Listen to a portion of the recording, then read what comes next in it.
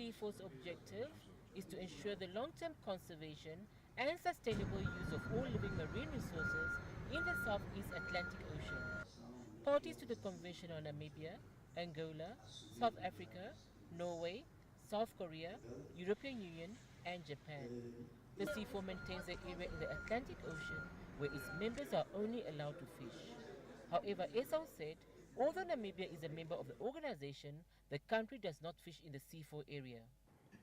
And our private sector can participate in fishing in the CIFOR area within the management measures agreed collectively at CIFOR.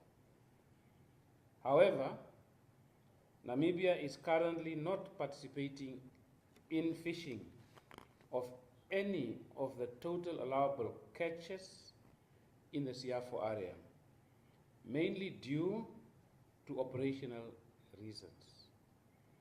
I am in discussion with our private sector with a view to reverse this situation and ensure that Namibia, just like other contracting parties, benefits from the resources in the Southeast Atlantic fisheries area.